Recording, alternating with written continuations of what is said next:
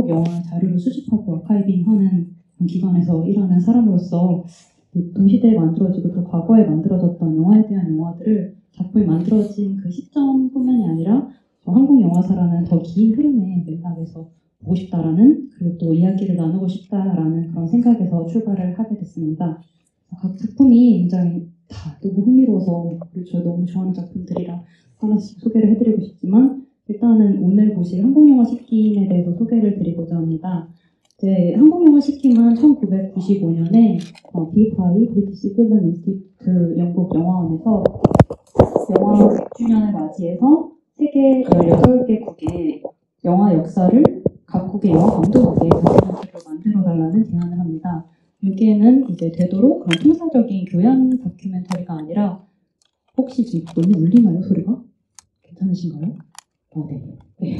그래서 그런 통사적인 교양 다큐멘터리가 아니라 되게 주관적이고 논쟁적인 견해를 담아도 좋다라는 조건과 함께 또 시리즈 방영을 해야 하므로 52분으로 만들어달라는 그런 조건이 덧붙었다고 합니다. 그래서 우리나라에서는 오늘 멀리서 와주신 장선호 감독님께서 연출을 맡아주시고 박기영 감독님께서 프로듀서를 맡아주셔서 이렇게 한국영화 식김이라는 대장정의 다큐멘터리가 완성이 되었습니다. 보시면은 30년 전과 지금을 포개어 볼 수 있는 작품이다 보니 끝나고 이야기를 나눌 것들이 좀 무궁무진할 것 같습니다.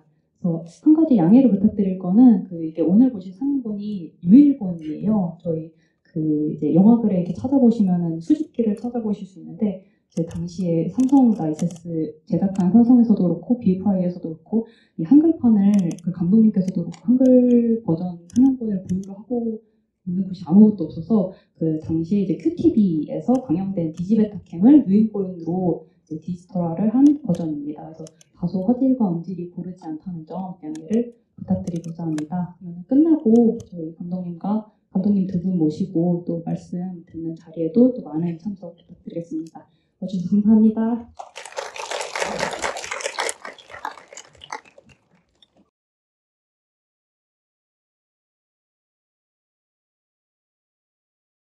좋다라는 조건과 함께 또 시리즈 방영을 해야 하므로 52분으로 만들어달라는 그런 조건이 덧붙였다고 합니다.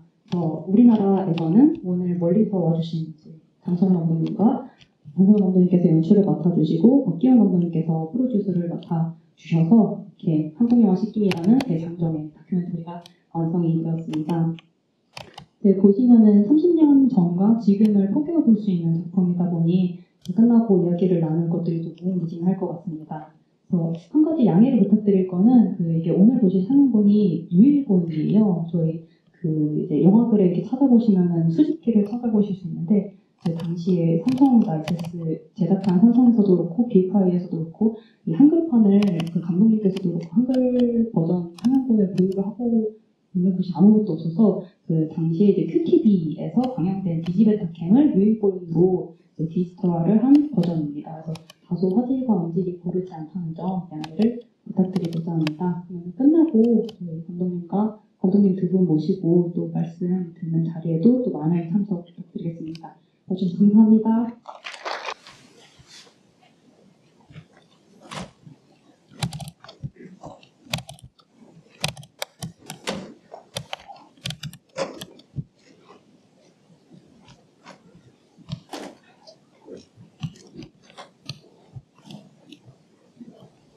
안녕하세요. 많이 와주셔가지고 좋네요. 저희 아까 영화 상영 전에 소개를 드리긴 했는데 간단히 영화 소개해드리고 두 분 인사 듣도록 하겠습니다. 저희 한국영화 식김은 보셨다시피 영화상생 100주년을 맞아서 1995년에 BFI 영국 영화원에서 각국의 영화 감독들에게 다큐멘터리를 제작을 해왔고, 우리나라에서는 이제 박기영 감독님께서 프로듀서, 그리고 장선우 감독님께서 연출을 맡아서 식김을 완성을 하셨습니다. 두 분 혹시 30년 만에 보신 소감 말씀을 부탁드리고자 하는데요. 먼저 장선우 감독님부터 관객분들께 인사 한번 해주시고 소감 말씀해 주시면 감사하겠습니다.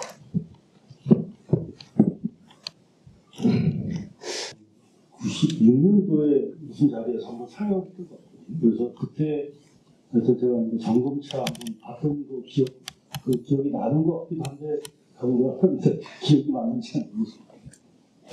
아마 기억하시는 거는 그 96년도에 서울 단편 영화제에서 국내 딱 한 번 상영을 했었더라고요. 그때 혹시 보시지 않았을까 싶고요. 그래서 어떻게 이 프로젝트에 두 분이 같이 하시게 되셨는지 그거를 먼저 말씀을 여쭙고 싶습니다.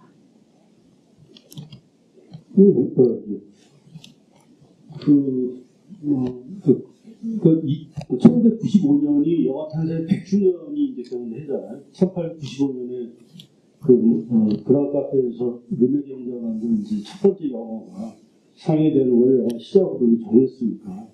그래서 95년이 100주년이 되는 건데, 영화 100주년, 탄생 100주년을 이제 기념해서, 여기 93년 정도에 기획을 한 걸로 저는 이제 기억을 하고 있는데, 93년에 기획을 해서 93년 말인가 94년 초인가 저한테 이제 의뢰를 했어요.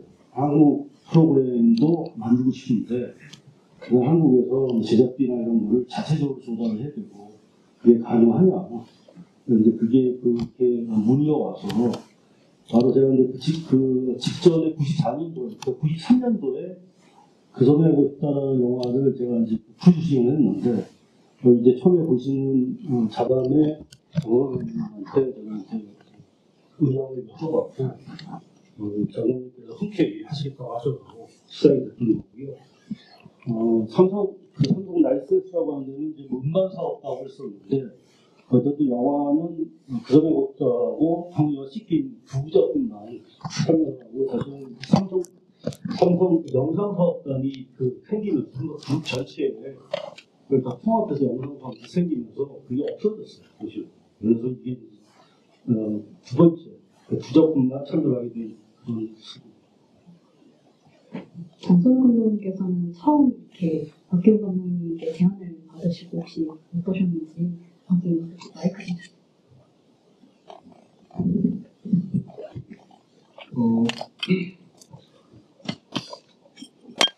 아까 모두발언을 해주셔서 아시겠지만 이 영화 100주년을 갖고 계신 많은 분들을 보면 굉장히 연륜도 깊고 세계적으로 저명하신 분들이 각 나라의 6주년 기념 영화를 맡아서 하게 된 건데 거기에 비하면 제가 해서는 안 되는 그 당시에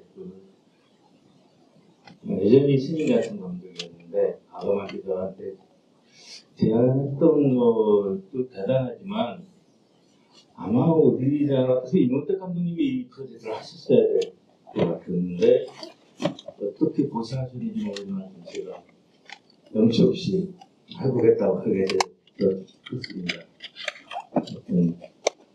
부끄러웠지만 그렇게 됐습니다. 백인사를 찾아갔다는 생각이 들고요. 그 영화의 처음 시작이 부안 전쟁 다음지 부안을 찾아가면서 이제 시작이 되잖아요. 저는 부안에서 시작을 해서 광주, 그다음에 철원, 서대문 향소, 배순까지 한국의 역사하고 영화가 만나는 지점들을 만들어내는 그런 구상을 어떻게 하시게 되셨는지 여쭙고 싶습니다. 그 자막에는 있지만 무슨 시나리오가 있었던 건 아닌 것 같고요. 제가 영화를 시작하게 된 동기가 1980년 그 광주 5.18 일어나던 해에 사실은 좀 모처에 끌려가서 시사를 받으면서 광주 얘기를 듣게 되는데 그때 나가면은 다 영화하고 싶다는 생각이 갑자기 들었어요. 광주로 그 헌병, 그 감시하는 헌병한테 광주에서 이런 사건이 일어났는데 많은 사람이 죽었다. 이 얘기를 딱 듣는 순간 아, 난 나가면 영화하고 싶어. 그때는 약간 민족국 운동, 연극 운동 같은 걸 했었는데 그런 게 돼서 여기 나오지만 이 영화가 바람 불어 좋은 날 이렇게 겨울에 걸렸는데 요즘 여기로 가서 영화를 시작하면 좋겠다. 그 배경들이 제가 할 때만 해도 영화판에 가는 거는 내 주변에서는 영화판을 복마전으로 표현했어요. 가면 내가 패자망신 할 거니까 가지 말라고 다 그랬는데 그 당시에 김지아 시인이라는 거출한 그 시인이 유일하게 가는 데를 지지해주면서 한 말이 시대는 굉장히 더 험악하고 엄혹하게 돌아갔는데 꼭 소재에 매립되지 말고 카메라가 눈이 변하면 세계가 변하는 거니까 가서 해보라고. 그 말이 너무 좋았어요. 카메라에 눈이 변하면 세계가 변한다. 그래서 그거 하나 믿고 영화판에 들어왔고 지금 그 다큐멘터리에는 그런 것이 알게 모르게 다 깔려 있을 거예요. 그래서 그거 하나 갖고 간 거고 나머지는 어떻게 갈지는 첫 단처럼 처음에 찍은 다 버렸어요. 그리고 길을 떠나면서 한국 영화를 셋업하고 만들어가고 찾아가고 이런 과정을 겪게 된 거라고 봅니다. 그래서 제목도 기교의 영화, 한국 영화 시김 나중에 나온 거. 제가 이제 제작을 하면서 해보자고 했습니다. 사실 저는 이게 이렇게 처음에 부상을 다 하시고 시작을 하시는 줄 알았는데 그게 아니라 정말 다 이렇게 길에서 찍으시고 생각을 버려가시면서 하셨군요. 4년 전에 그 삼성 라이브스 당시에 담당자셨던 김윤영 교수님하고 통화했는데 엄청나게 혼이 나셨다고 해요. 이제 돈이 너무 많이 있어가지고 7만 자의 필름이라고 하면 당시 상영화 2편에 해당하는 필름. 아니, 근데 16mm 근데 16mm니까 7만 자면은 배예요. 그러니까 한 15만 자? 근데 다행히 호당에서 필름을 협찬을 해줬어요. 그래서 필름은 뭐 걱정하지 않고 원단 없이 제가 사실 말씀 안 드렸는데 더 쓰실까봐 그냥 말씀 안 드렸는데 고맙습니다. 지금 말하지만 고맙습니다. 또 모든 분들의 과사원들의 작품이 나온 게 진짜 다행이라는 생각이 들고요.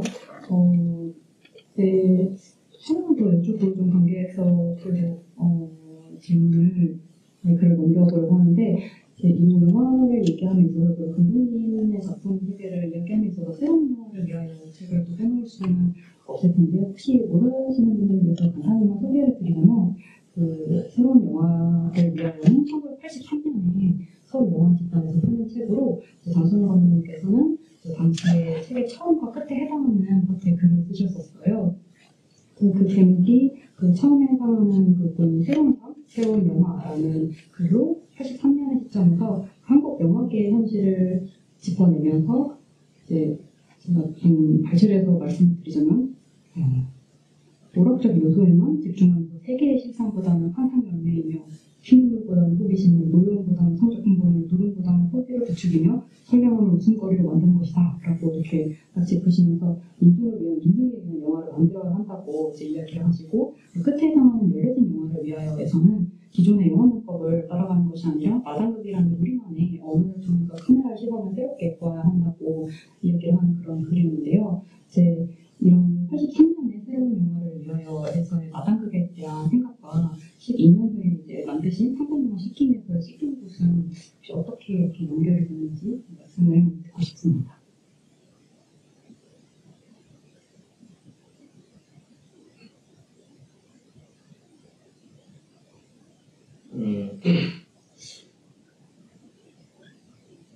좀 어려운 질문이어서.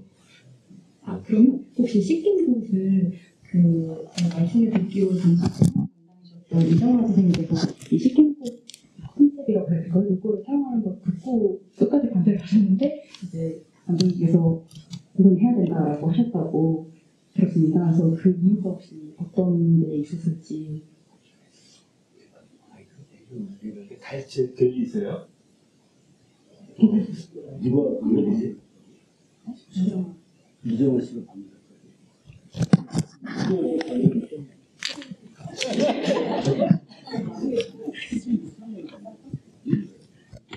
쓰는 거.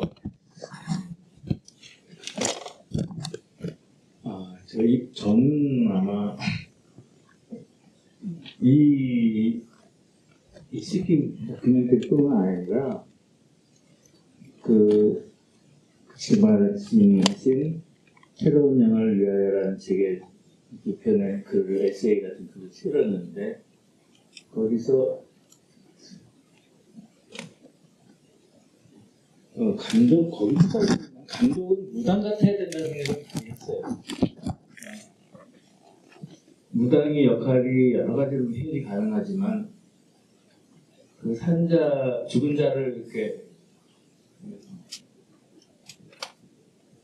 좋은 세상으로 보내는 영혼을 위무한 그런 역할부터 사람들의 지친 얘기 다 들어주면서 이렇게 위로해주는 우리 전통적인 무에 대한 묘한 친근감 거기에서 우리나라로 분류하고 또 거기로부터 영화도 해석하고 그런 역할로서 감독도 생각하고 그러면서 영화를 해왔던 것 같아요. 지금도 우리 문화의 핵심은 그것으로부터 왔고 또 지향해야 된다. 혹은 단순한 생각에서 시작한 것 같습니다. 제가 한 말 좀 말씀을 드리는 이제 저도 한 30년 만에 다시 처음 봤는데 보면서 사실 여러 가지 생각이 들었거든요. 근데 제일 크게 생각이 들었던 거는 어떤 한국 영화입니다.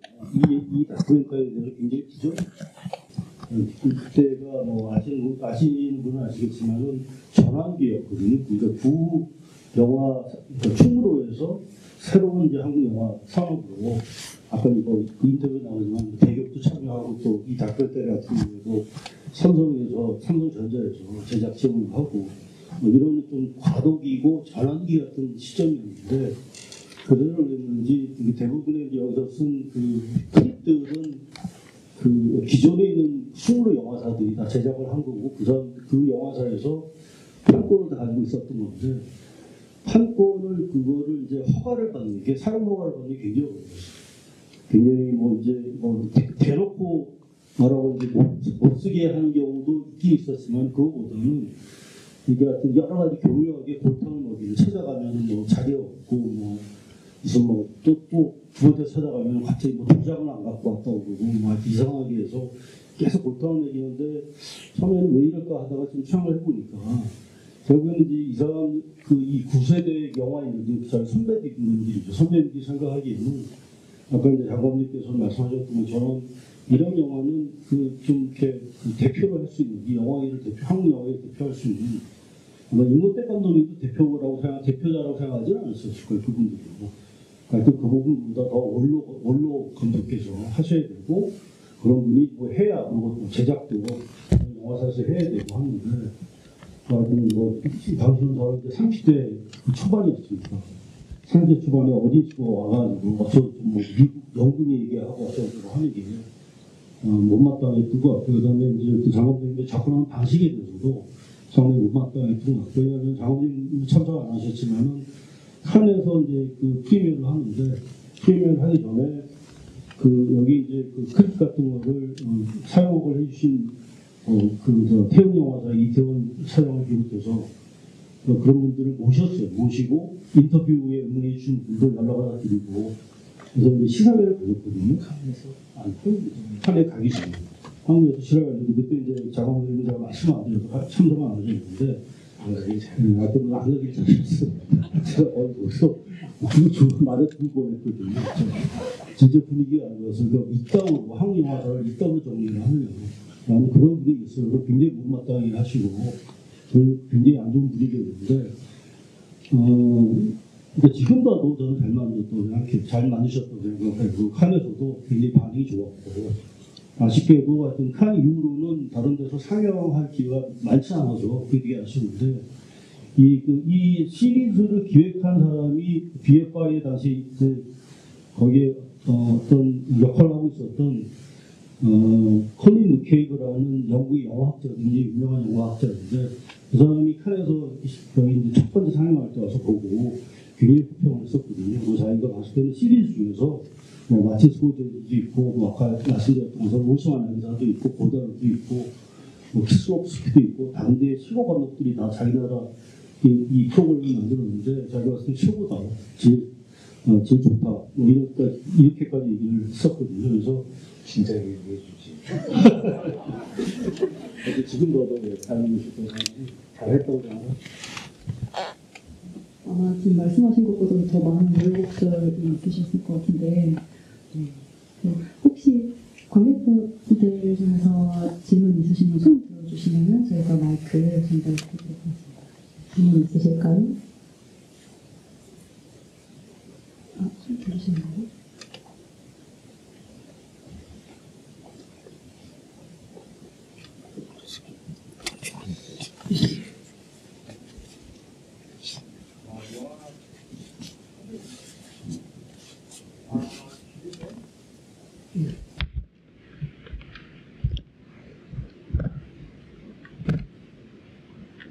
예.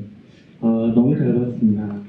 그 상영 시간이 52분이라고 해가지고 이 짧은 시간 안에 어떻게 한국 영화사를 담을까 이렇게 좀 걱정을 했었는데 너무나 잘 담으셨다라는 생각이 들어요.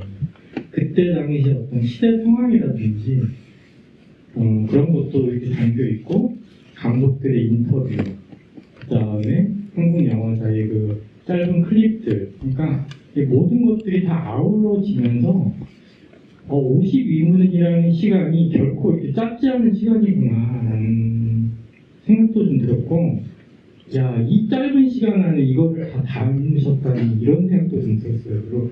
그리고 이게 7만 자를 쓰셨다는데 거기서 고르기도 쉽지 않았겠다. 그리고 혹시 그 7만 자를 아직 지금 보유하고 계신지, 이게 너무나 소중한 자료잖아요. 그때 94년도에 여기 이제 인터뷰를 했지만 나오지 않으신 분들도 많이 계실 텐데 그분들의 인터뷰도 너무나 궁금하고 이 영화에 담기지 않은 그 나머지 것들도 너무나 소중한 자료들인데 그걸 아직 좀 가지고 계신지, 그리고 혹시 나중에라도 볼 수 있는 기회가 있을지 좀 그렇게 좀 궁금합니다.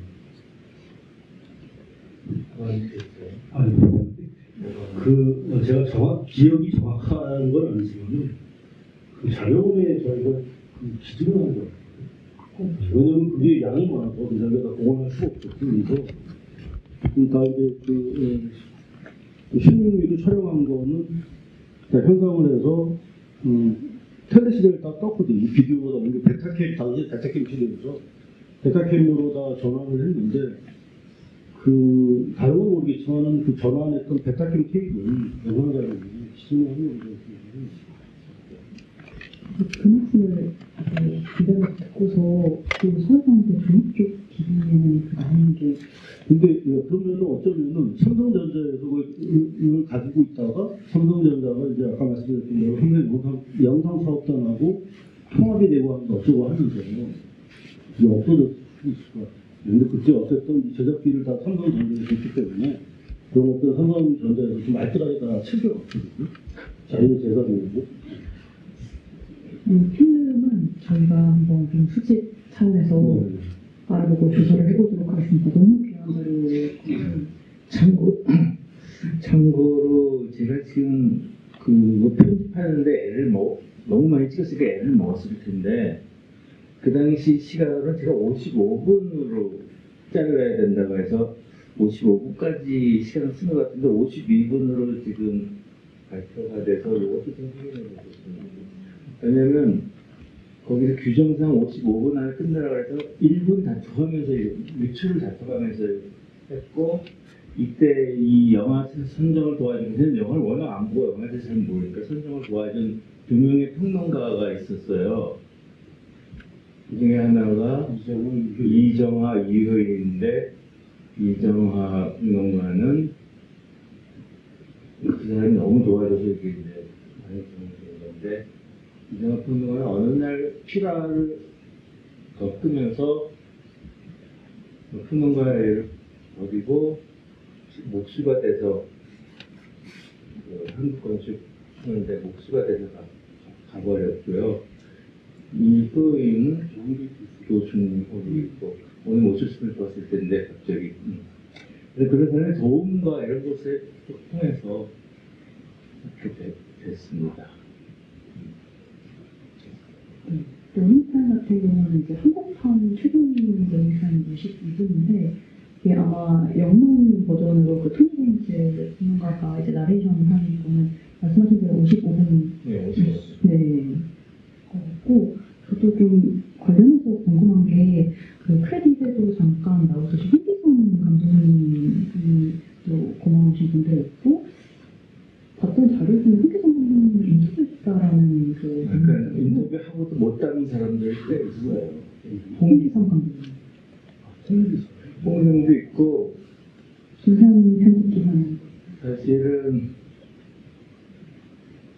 이거 하면 너무 개인적인 시선으로 만든 거라 한국 영화계에서는 굉장히 화를 내고 싫어했을 것 같긴 해요. 그래서 그들이 상영할 기회를 계속 못 가졌던 거 이해 다 하고 특히 찍혔는데 안 나와서 더 화를 낸 사람도 있었고 그래서 저도 진짜 네가 민망해서 좀 뒷값 나온다 제가 했습니다.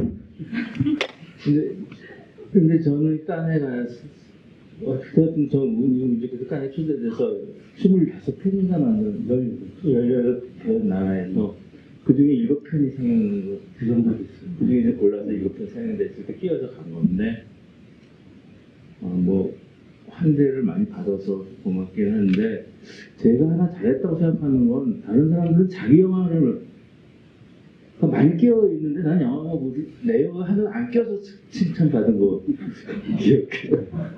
50만 나기 전에 자기 영화 하느라고 뭐 비교가 확 되더라고요. 나는 하나도 안 넣었거든요. 착한 사람으로. 근데 확실히 이게 그 프로젝트 차원에서 다른 나라에서 만든 작품들도 있다 보니까 그런 것들을 나란히 볼 때 오는 또 흥미로운 지점들이 있어서 저희가 언젠가 그런 자리도 한번 마련을 해보려고 또 준비 중에 있어요. 그래서 혹시 관객분들께서 질문 있으신 분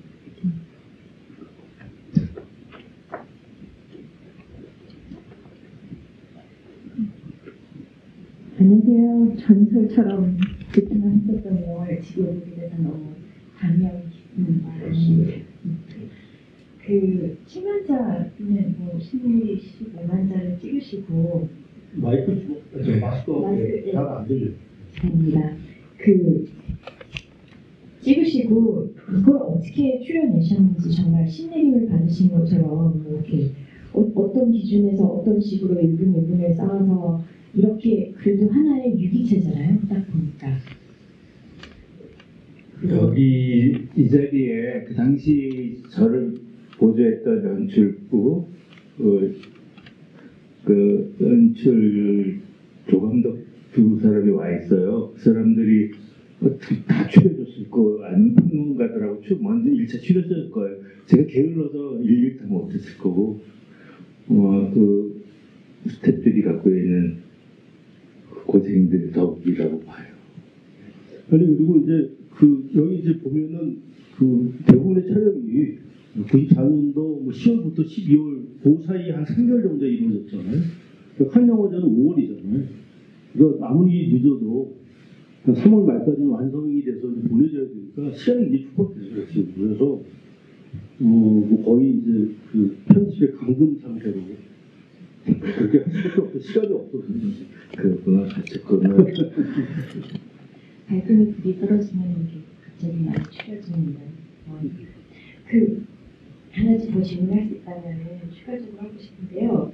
그 영화 속에서 볼 때도 뭐그 김호준 감독님이나 박광선 감독님 지금 한국 영화 말씀하셨지만 뭐 자본이면 자본 그 여러 그러니까 기술이면 기술 여러 가지로 위기라고 최고의 위기라고 94년에 말씀하셨는데 그 이후로 여러 번 한국 영화가 위기를 맞았잖아요. 그리고 그때마다 엄살을 부리는 위기가 아니었고 정말 위기를 맞아서 또 그 많은 분들이 의논을 하고 고민을 하고 행동을 하셔서 그 위기를 넘어서서 또 훌륭한 영화를 만들고 지금 또 다른 위기에 서 있잖아요. 뭐 극장 이거에서 폭망하는 얘기를 하고 OTT 도입되고 여러 가지로 요즘에는 어떤 것 같은지 어떤 식으로 돌파구를 찾을 수 있을 것 같은지 혹시 생각이 있으시다면 좀 궁금합니다. 저는 영화를 안 하고 내려간 지, 제주도에 내려간 지 한 20년째예요.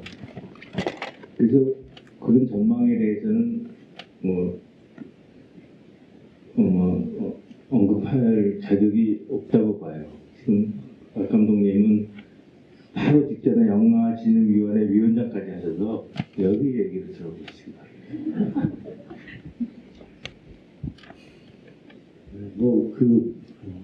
짧은 시간에 말씀드릴 수 있는 상황은 아닌 것 같은데 어쨌든 저는 이번의 위기는 앞에서 이제 영화에도 나오고 또 이전에도 여러 번 위기에 있었었는데 그때하고 비교 안 될 정도로 굉장히 심각한 위기라고 생각하고요. 이 위기를 타개하려면 극복을 하려면 총체적으로 뭔가 좀 새로 시작하는 게 있어야 된다 생각이 그렇지 않고 일부분은 어떻게 이제 조금 손을 본다든지 극장에 관객들이 안 오니까 어떻게 한다든지 그렇게 임시방편을 절대로 위기를 극복할 수 없다 이렇게 생각합니다. 근본부터 다시 시작을 해야 된다 이렇게 생각합니다. 그래야만 극복이 가능하다고 저는 생각을 하고 있습니다. 말씀 감사합니다. 아까 소문 들어주셨던 영화에 함께 해주신 좋은 분들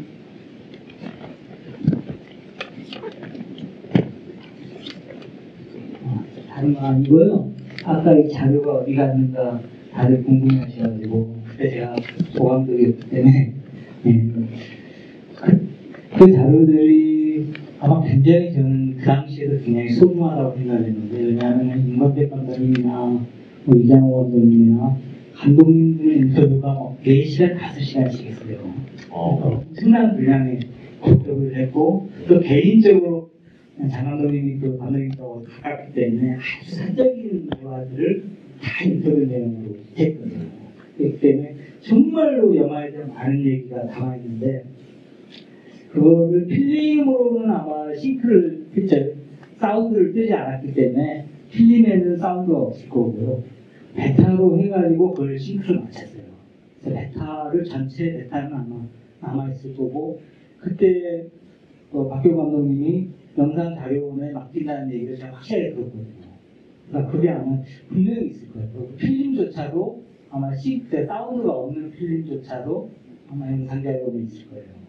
그래서 확인을 꼭 한번 해봤으면 좋겠어요. 그리고 그 인터뷰 자료만큼은 어떻게든 좀 찾아가지고 어떻게 보고를 하든지 아니면 어떻게 하여튼 자료를 넘겨두더라도 꼭 남겨두면 한국 영화 대표적인 감독들의 영화에 대한 이야기가 아주 굉장히 깊이 있고 풍부하게 있을 거예요. 꼭 한번 하여튼 그걸 잘 보관할 필요는 있을 것 같아요. 어떻게 될지 모르겠지만.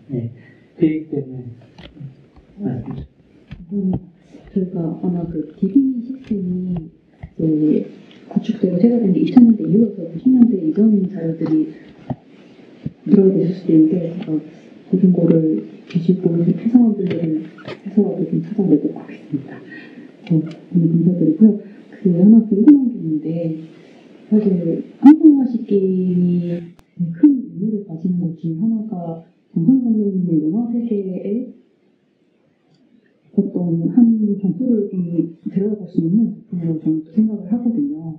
이 작품 이후로 96년도에 이제 꽃미를 만드시고 97년도에 나쁜 영화, 99년도에 거짓말, 2000년 소녀그리스도의 대림에 이어지기까지 그 이후 작품들에서의 흥미로운 지점들이 이 영화에서도 유수히 보이는 지점이 관객으로서 좀 찾아내서요. 그래서 혹시 시키는 제작하시면서 이 영화를 만들어봐야겠다 혹은 아이디어를 얻으신 게 있으실지 말씀 듣고 싶습니다.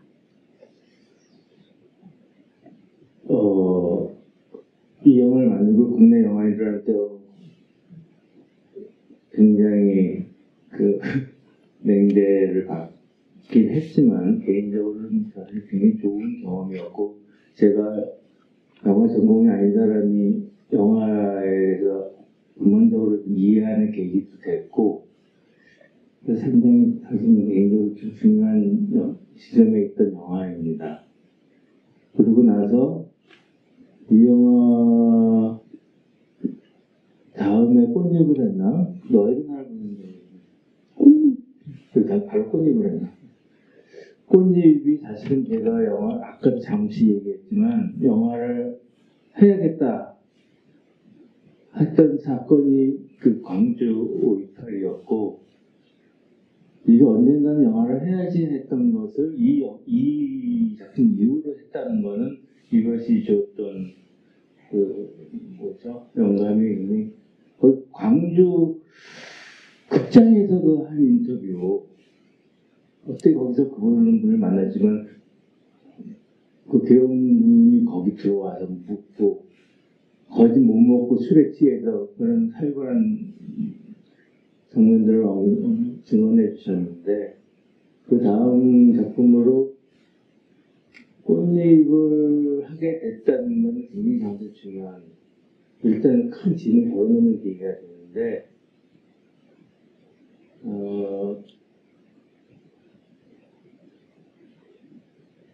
제가 이것을 해서 그런지 아니면 너에게 나를 보낸다의 흥행적 결과 때문인지 모르는데 광주 출신의 어떤 사업가가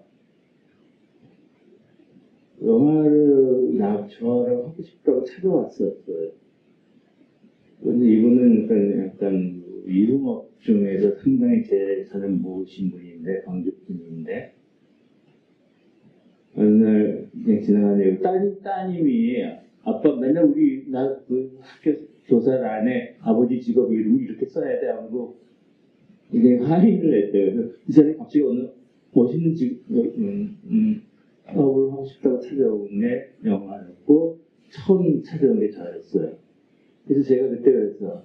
광주 영화를 한다면 할게요. 근데 무엇인지 하겠다 해서 제가 끊임없이 기회를 노리면서 한번 다루고 싶었던 그 광주를 이분 덕에 하게 됐죠. 그게 꽃잎인데 이거를 하고 나니까 이거 사실은 전주영화제에서 꽃잎을 내년이 30주년이니까 29년 만에 그 무삭제본을 그 이정현이가 올해 프로그램으로 선정을 해서 여배우가 불러서 할 수 없이 가서 봤는데 대단히 저는 늘 아쉬웠는데 영화가 죄송하지만 영화가 저를 울렸어요. 그래서 이런 영화가 왜 언제 어디서 어떤 상태를 보느냐 검열이 얼마나 거기서도 검열이 있었거든요. 그거 없이 보니까 함께한 관객들도 그랬고 저도 새삼스럽게 새 영화를 보는 듯한 느낌이었는데 그 강조를 하고 나서 이 다큐멘터리하고 강조를 하고 나니까 제가 뭔가 이제 한 것 같은데 하고 싶었던 일을 한 것 같은 자명심에서 시작한 것이기도 하고 나쁜 영화라는 근데 이거를 거치게 돼요. 나쁜 영화는 사실은 꽃잎보다 더 하고 싶었던 영화였을지도 몰라요. 아까 말한 그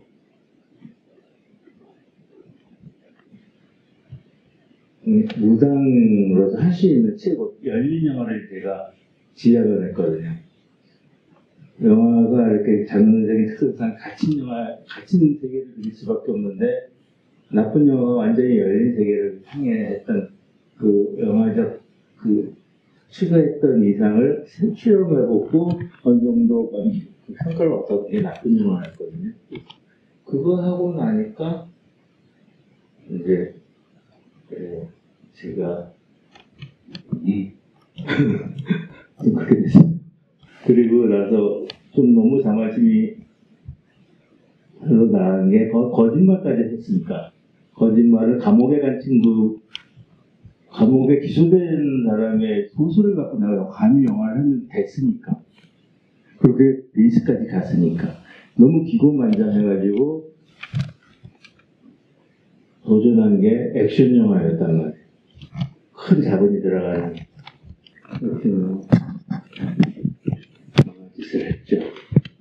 그렇게 돼서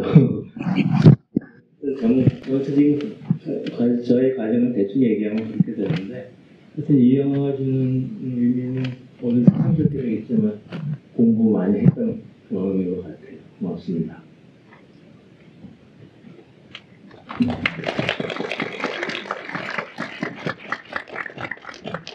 그 이후로도 만들어주는 작품들이 다 좀 그런 성공영화의 작품들이어서 다시 한번 감회가 새롭고요. 혹시 학생분들도 관련해서 말씀해 주실 부분이 있을까요?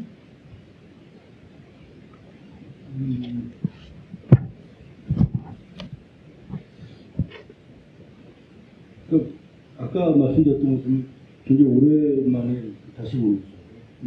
칸에서 상영했던 그 기억이 다시 새롭게 떠올랐는데 그때만 하더라도 95년만 하더라도 사실 한국 영화가 그 세계 중심에 서 있지 않았거든요.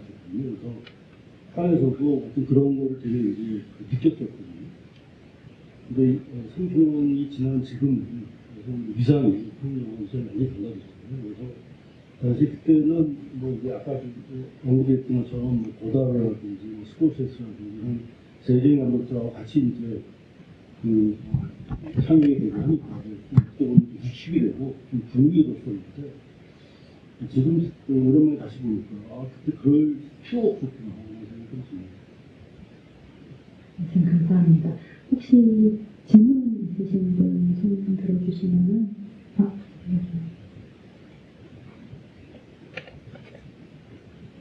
저는 이제 직장인 40대 청년인데 일단 오늘 늦을 뻔했어요. 근데 다행히 영화 봐서 정말 다행이라 생각하고 한국 영화의 발자취를 좀 볼 수 있었고 또 인터뷰도 굉장히 흥미로웠거든요. 또 워낙에 제가 너무 존경하는 장서 감독님 이번에 만나뵙게 너무 영광이었어요. 정말 제가 리얼리즘 영화를 굉장히 좋아하는데 특히 이제 장서 감독님, 뭐 타 감독, 뭐 고인 대신 김미덕 감독이나 함상수 감독, 이창동 감독 이렇게 다들 좋아하는데 이렇게 만나뵙게 돼서 영광이고 또 최근에 박규영 감독님 보니까 장서 변주곡을 제가 다시 지금 DVD 보니까 거기 제작자로 참여하셨더라고요. 그래서 그런 것들이 되게 흥미로웠다. 이 시킨도 마찬가지고 프로듀서 참여하시고 제가 하고 싶은 질문은 아까 영화 보면서 제가 메모 하나 했는 게 있는데 여근동 감독이 이제 사실은 이런 걸 하고 싶고 이런 영화를 만들어야 하는데 하면서 그러니까 영화에 대한 갈망, 갈증을 되게 리얼리즘 영화를 되게 표구하는 거를 말씀하시더라고요. 그래서 아마도 이런 인터뷰 때문에 장서 감독님도 정말 하고 싶은 영화를 눈치 안 보고 뭐 자본에 얽매이지 않고 그래서 꽃잎부터 해서 나쁜 영화 저 다 봤거든요. 뭐 거짓말도 그렇고 특히 제가 제일 너무 좋아하는 경마장 가는 길 이런 영화도 보면서 그 여균동 감독 그 인터뷰에 영향이 가지 않았나 그런 생각도 드는데 개인적으로 이 두 분께서 혹시 다시 영화를 하나 만들고 싶다면 어떤 영화를 하나 만들고 싶은지 정말 궁금합니다. 정말 오랫동안 많이 쉬고 계시지만 다시 만약에 차기작을 만든다면 영화 팬으로서 정말 기대도 많이 하고요.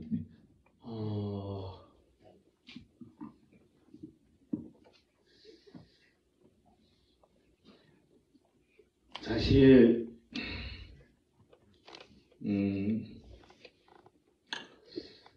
더 늦기 전에 영화 하나 더 하고 싶다는 생각을 갖고 있어요. 여기 그런 논의를 진행하고 있는 영화사와 같이 항무를 하자고 한 감독도 와 있긴 한데 뭐냐면 간단히 뭐 잠깐 힌트만 준다면 제가 탈반치고 뭐 무당 따라다니고 인류학과 고고학 전공이 고고학인데 이제 민속학하고 이러면서 대학교를 보냈는데 고고학을 진심으로 제가 좋아했더라고요.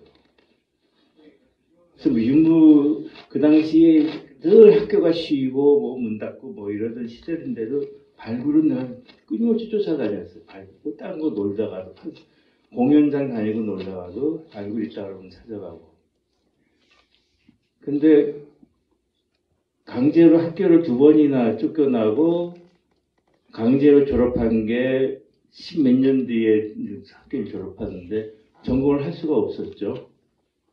그런 영화를 하게 된 건데 그 전공이 제주도 내려가 있는 동안 계속 일어난다.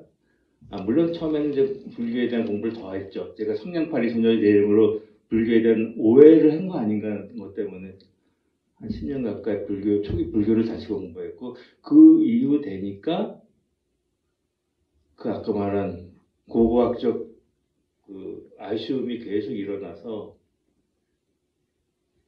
거기에 관련된 공부를 틈틈이 해가는데 가칭 한국미술사를 다큐멘터리로 하고 싶어요.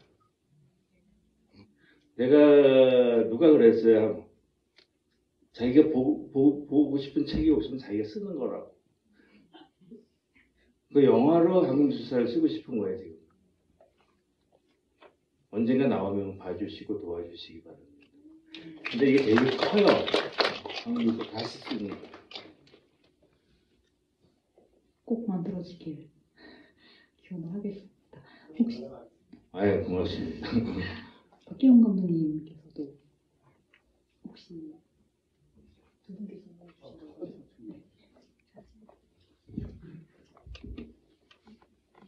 네, 저도 그동안 이런저런 일을 하느라고 영화 만드는데 조금 집중을 못했었는데 이제 슬슬 좀 집중하려고 하고 싶습니다.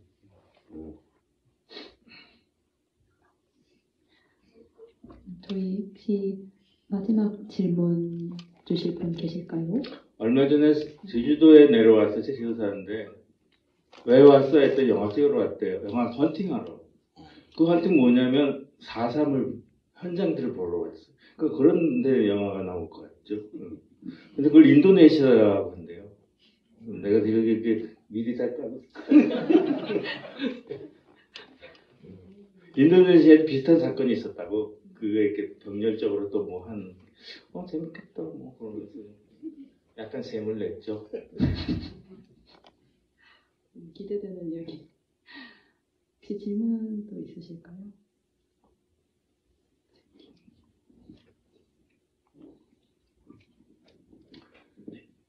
시간이 늦어서요. 그 영화 속에 언급된 감독분들의 대부분의 영화가 이제 부티지로 등장하는데 김기영 감독님 부티지는 안 등장해서 혹시 그 당시에 김기영 감독 영화가 어땠는지 그리고 뭔가 김기영 감독 영화 부티지는 사용 안 된 이유 판권 때문이었을 것 같지만 한번 여쭤보고 싶습니다. 누구 감독?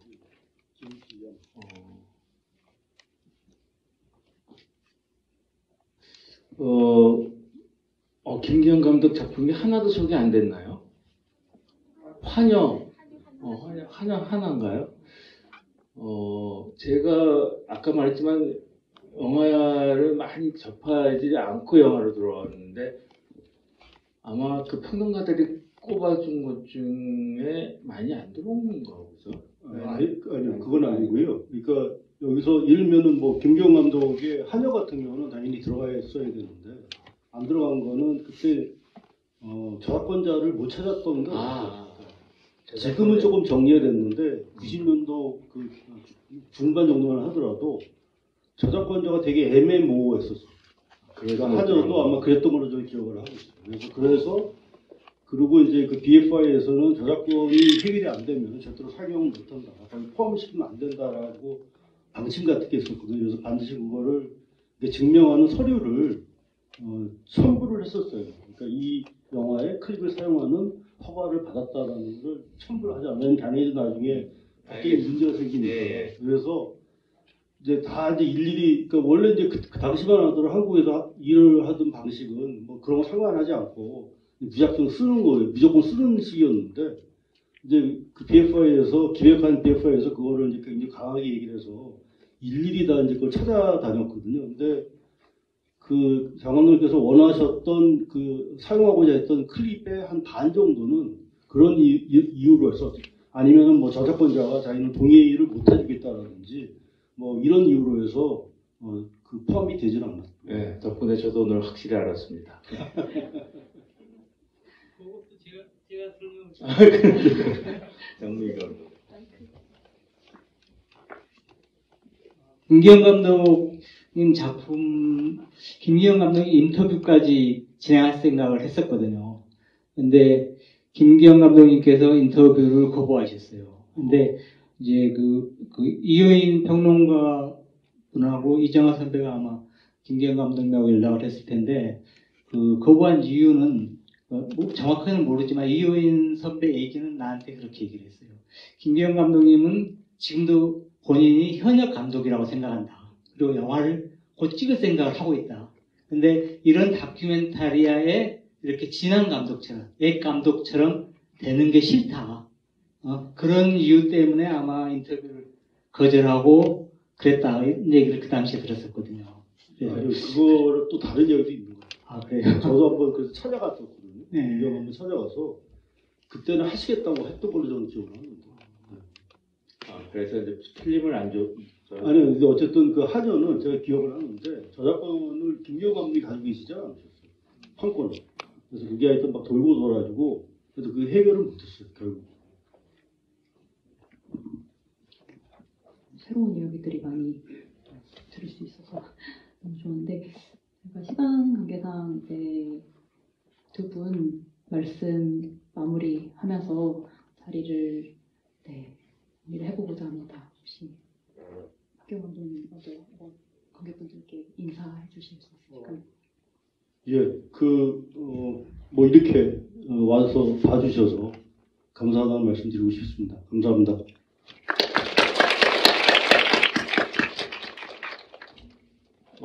뜻밖의 선물을 받은 기분이고요.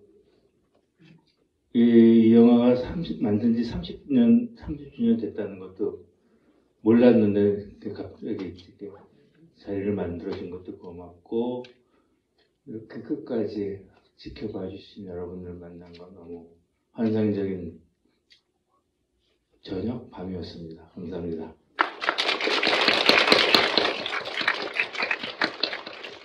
끝까지 자리 함께 해주셔서 감사합니다. 저희 오늘 영화로 영화 쓰기 기획전 오늘 첫날이에요. 다음 주 수요일까지 이어지니까 다른 작품들에도 많은 관심 부탁드리겠습니다. 감사합니다.